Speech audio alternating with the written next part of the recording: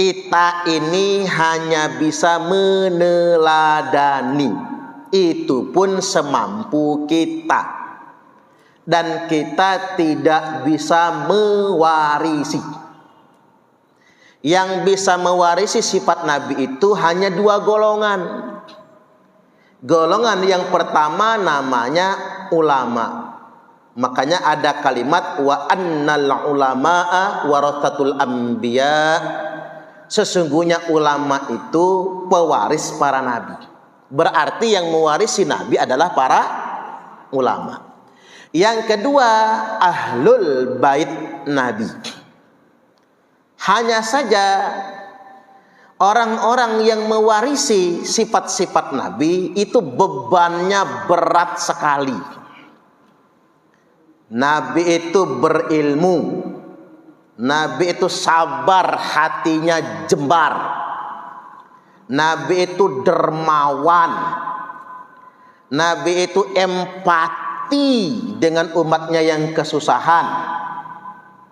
Beliau itu haris, betul-betul risau agar umatnya ini selamat. Dan beliau itu sangat simpatik, raufur rahim, penyantun lagi penyayang kepada umatnya. Nah, makanya orang yang hendak mewarisi Nabi berat sekali. Kalau ada orang yang ngaku-ngaku mewarisi Nabi tapi akhlaknya bertolak belakang, Nabi berilmu, dia goblok, nggak bisa mewarisi. Makanya ulama yang bisa mewarisi karena dia berilmu. Nabi sabar, Nabi hatinya jembar, hatinya luas, dia kerjaannya marah-marah. Nabi penyayang sama umat, dia malah ngancem-ngancem mempersekusi umat. Nabi itu empati dengan umatnya yang kesusahan, dia malah mikir, gimana caranya saya ini bisa memperkaya diri dari umat. Nabi itu orang punya utang dibayarin, dia malah kalau ngutang gak bayar. Nabi itu hidup sederhana, nah dia kerjaannya flexing. Sudah memperkaya diri, pamer kemewahan. Itu namanya bukan mewarisi Nabi, tapi menghina Nabi. Gak boleh. Makanya para ulama sepakat, gak boleh mencantumkan nama Sayyid di depan nama kita. Mengapa gak boleh? Karena Sayyid itu pewaris Nabi.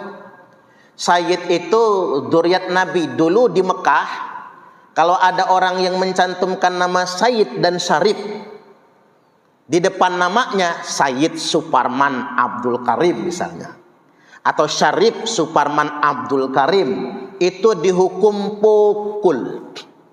Mengapa dihukum pukul? Karena itu sama saja menghina Nabi.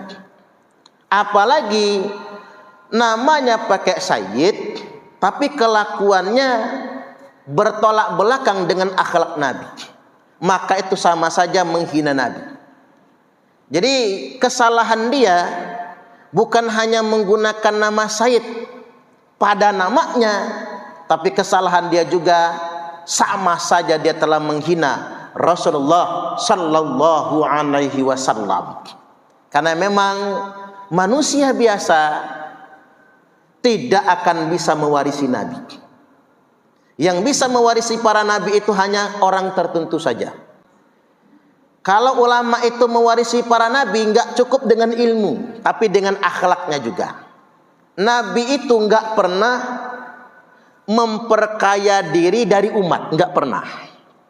Wong beliau hidup sederhana, tapi Nabi itu bagaimana mikirin umat. Makanya zaman sekarang kalau jadi ustadz, jadi kiai, jadi orang berilmu, tapi masih ngomong begini, kalau ngundang saya emang berani ngongkosin berapa? Itu jangan ngaku ulama, malu. Itu menghina Nabi namanya. Kadang-kadang nggak datang kalau nggak pakai DP dulu. Pakai DP loh Bu sekarang ini. Kalau nggak pakai DP nggak datang. Apa boleh yang kayak gitu? Ya sah-sah saja, nggak haram. Ada ustadz ibu kota, apalagi artis, diundang ceramah. Kemudian ada tarifnya, sekali ceramah 30 juta. Sah apa tidak sah? Apa dia dosa? Enggak dosa. Karena ngapa? Suka sama suka kan? Dia narip 30 juta, terus kita juga redo ngebayarnya, ngasihnya. Ya nggak apa-apa, sah, nggak haram. Tapi yang bersangkutan tidak boleh ngaku ulama. Mengapa nggak boleh ngaku ulama? Karena ulama tidak boleh narib kepada umat.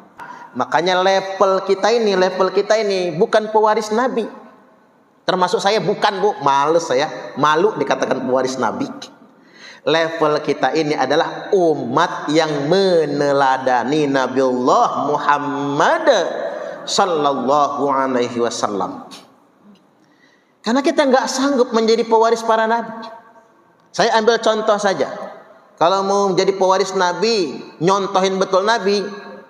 Nabi itu doanya begini, Allahumma ahyini miskinan wa amitni miskinan wahsyurni fi zumratil masakini yaumal qiyamah. Nabi doanya begitu, Allahumma ahyini miskinan, ya Allah, hidupkanlah saya dalam keadaan miskin, wa amitni miskinan, matikanlah saya dalam keadaan miskin, wahsyurni fi zumratil masakini yaumal qiyamah, dan bangkitkanlah saya pada hari kiamat nanti bersama rombongan orang miskin. Ada nggak yang berani mengamalkan doa ini? Kalau ada, ngacung. Ada nggak ya? Jangan kata ibu-ibu, saya aja nggak mau loh, Bu. Ya ini kan meneladani Nabi. Makanya kita ini hanya meneladani, tidak mewarisi. Nggak sanggup kita. Doa minta miskin, hidup miskin, mati dalam keadaan miskin, dan dibangkitkan pada hari kiamat nanti bersama rombongan orang miskin.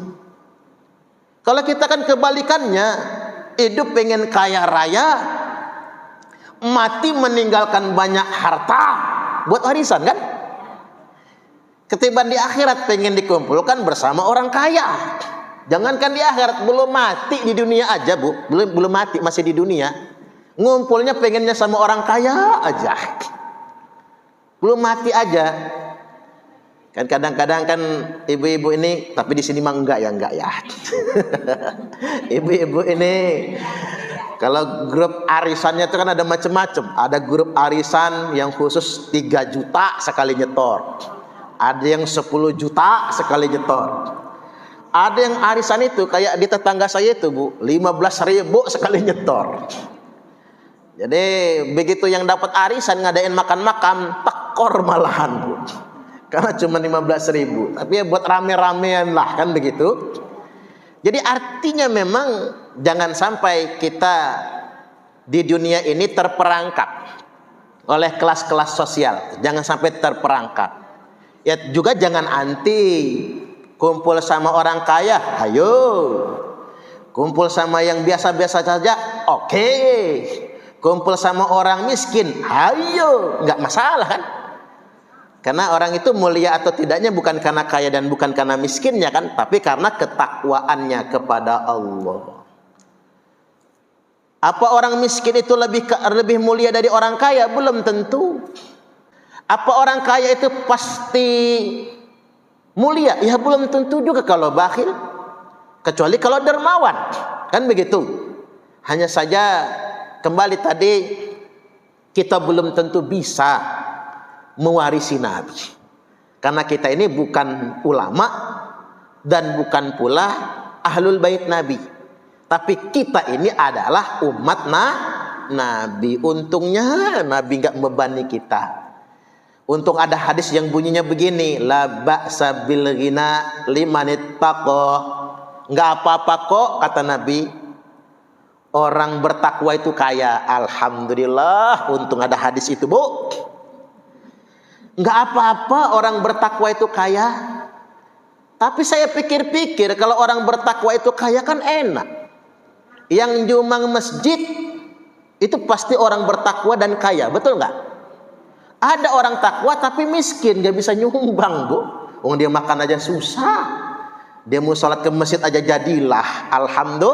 Alhamdulillah. Tapi kalau dia takwa kaya, nyumbang masjid, nyumbang pesantren, nyantun janda-janda, nyantun yatim piatu. Nggak apa-apa orang bertakwa itu kaya. Tapi begini, masih ada lanjutannya. Bukan tapi ya, ada lanjutannya. As-sihhatu liman ittaqa khairum minal ghina. Sehat bagi orang yang bertakwa lebih baik daripada kaya. Iya juga ya. Orang bertakwa kaya oke-oke aja. Tetapi kalau suruh milih sehat atau milih kaya? Milih sehat. Kaya penyakitan juga nggak enak, Bu. Nggak enak ya. Makanya as-sihhatu khairum minal ghina, karena sehat lebih baik daripada kaya. Mudah-mudahan kita dikayakan, kemudian kita disehatkan. Allahumma amin. Nah, kembali lagi, saat kita semua ngarep ingin jadi orang kaya, saat itulah kita harus mawas diri. Kalau kita hanya umat Nabi saja, bukan pewaris Nabi. Jadi jangan sampai kemudian kita berlebih-lebihan menganggap diri kita, itu jangan. Karena kita nggak mampu untuk menjadi pewaris para Nabi. Secara keilmuan, ilmu kita terbatas. Kesediaan untuk hidup sederhana seperti Nabi kita juga nggak sanggup. Ya, seperti yang pernah saya sampaikan, Imam Hasan dan Imam Husain radhiyallahu anhuma, cucu Nabi, sakit. Kemudian karena makin parah sakitnya ini, Imam Ali bernazar. Kata Ali kepada Fatimah, "Dek, kita nazar aja yuk agar anak kita sembuh." Nazar apaan, Bang? Kalau bahasa kitanya, kita nazar aja puasa 3 hari berturut-turut. Nazar itu kan boleh pakai puasa, boleh juga pakai sedekah.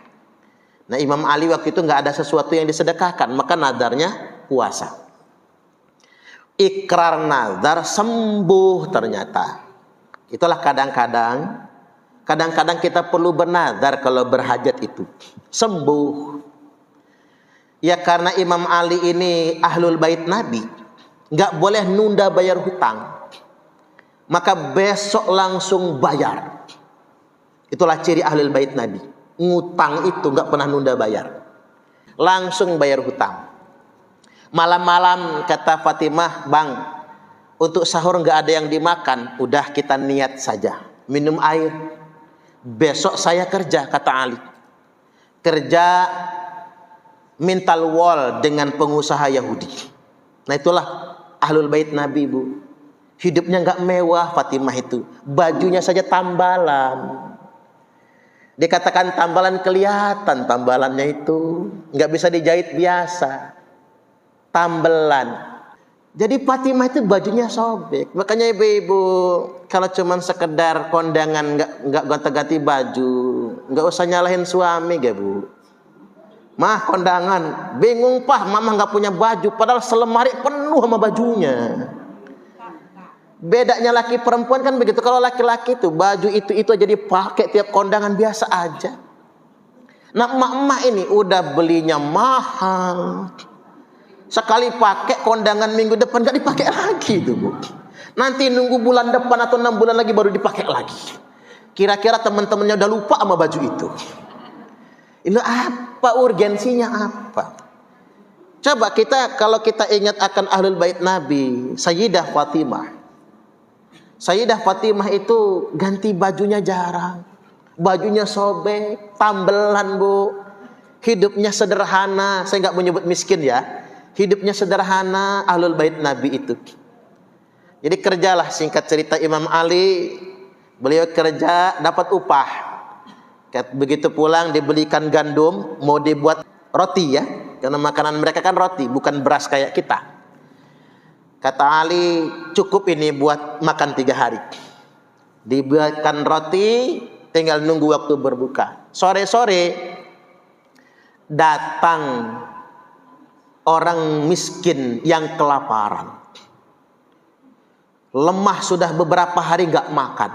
Oleh Imam Ali semua makanan tadi diberikan kepada orang miskin tersebut. Akhirnya puasa hari itu, sahur cuman pakai air, berbuka cuman minum air juga. Puasa hari kedua, bikin roti lagi pakai persediaan tepung. Jelang berbuka, ada anak yatim telanjang, juga dalam kondisi kelaparan. Gak tega Imam Ali.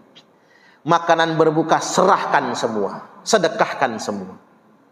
Hari yang ketiga berharap, udah 3 hari puasa, hari ketiga bisa makan.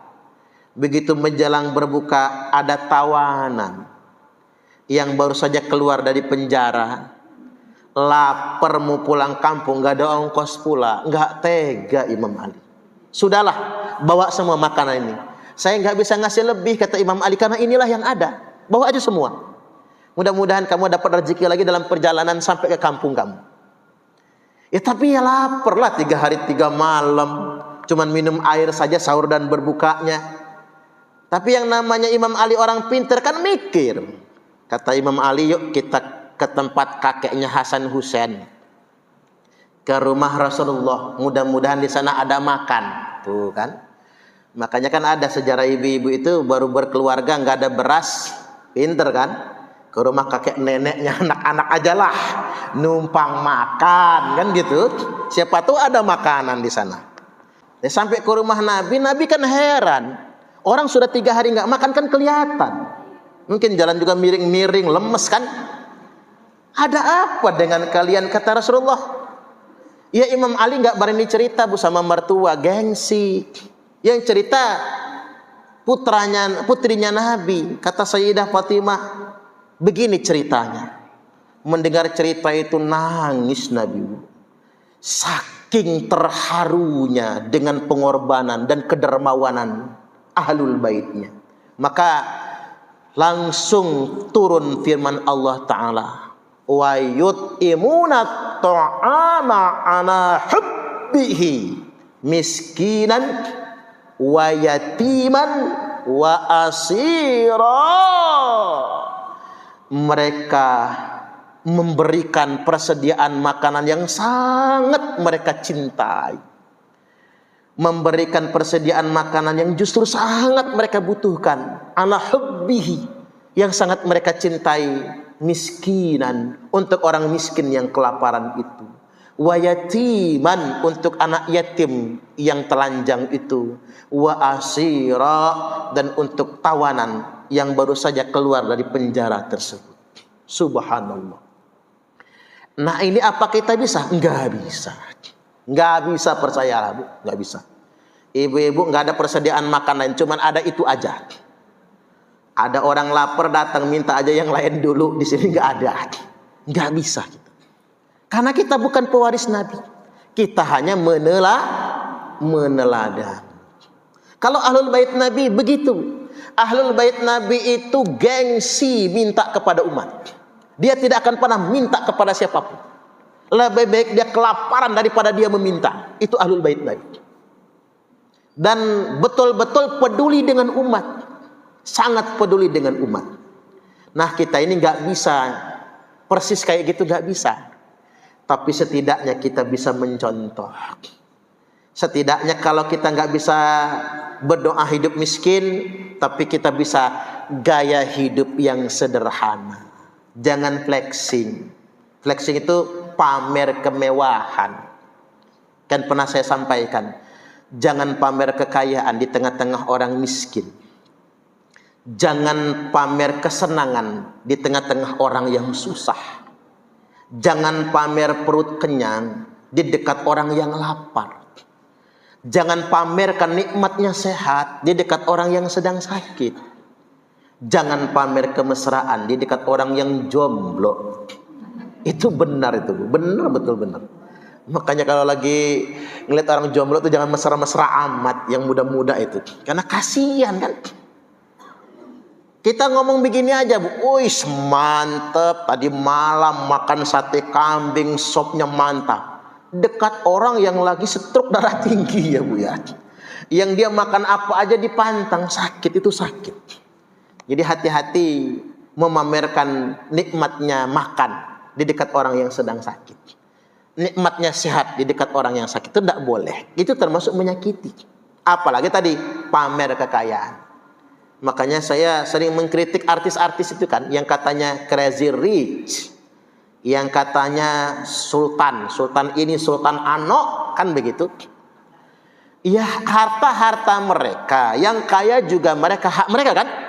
Kita nggak open dengan itu, urusan mereka lah.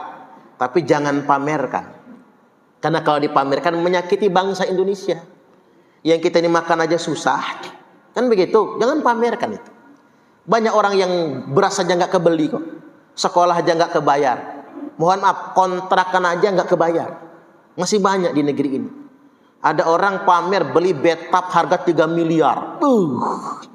Terbuat dari apa? Bak mandi itu. Beli di pasar Waya Halim ini, Bu. Mereknya anti pecah.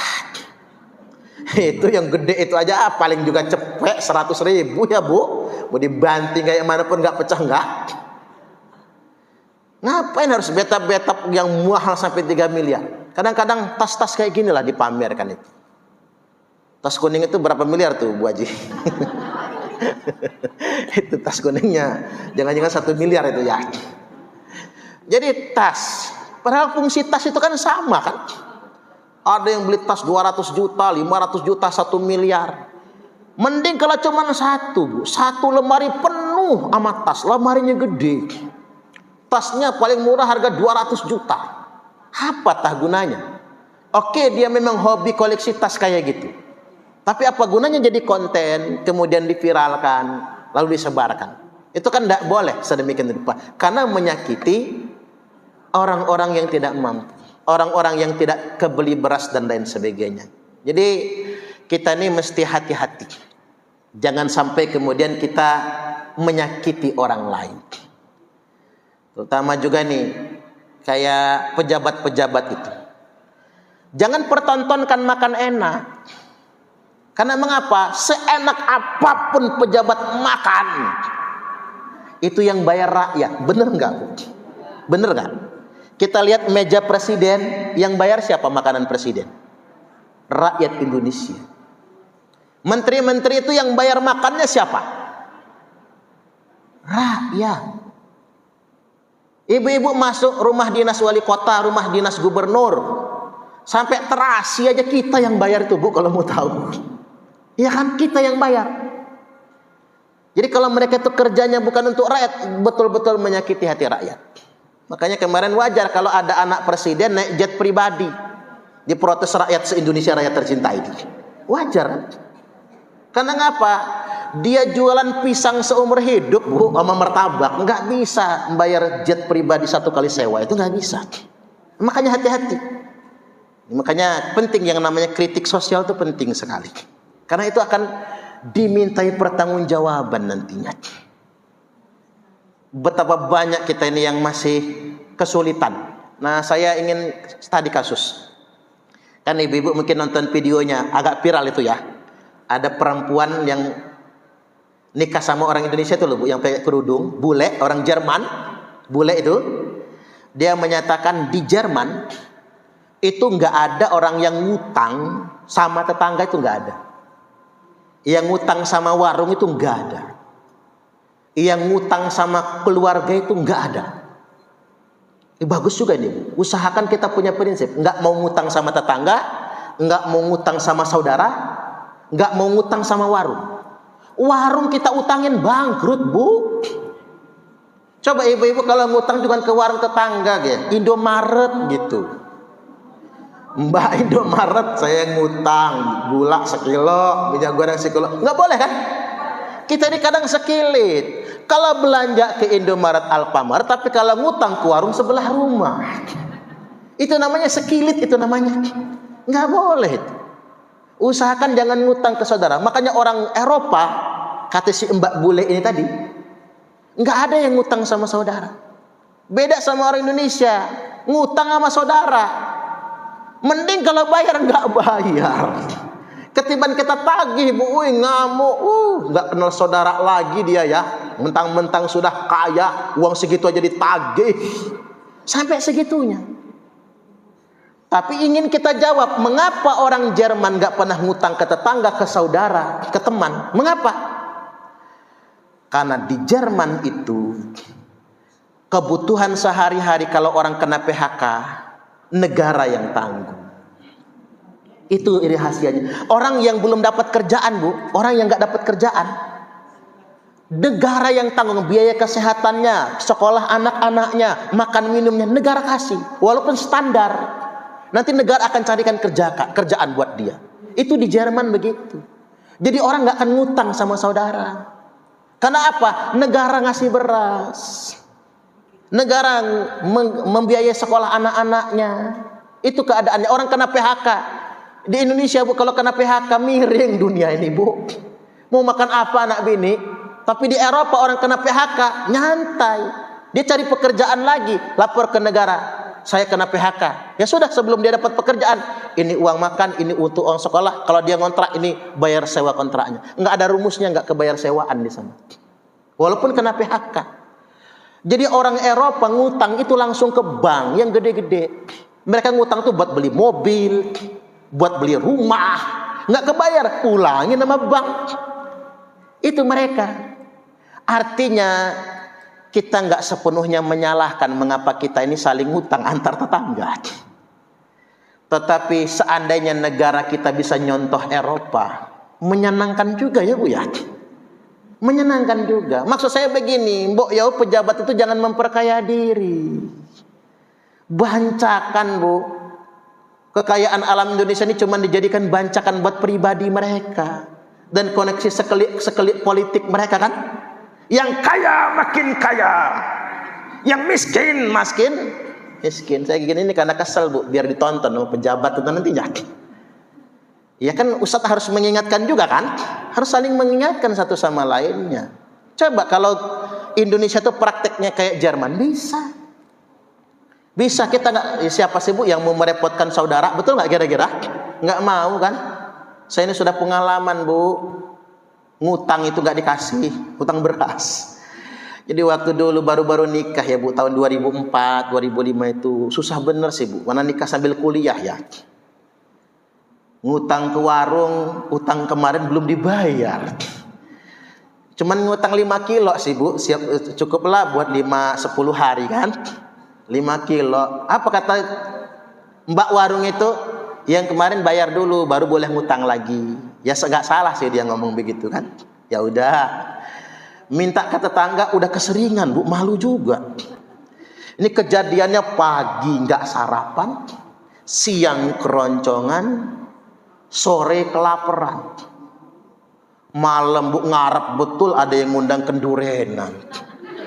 Tapi kok apesnya sebulan belakangan di lingkungan saya ngontrak itu, Bu, nggak ada yang mati juga.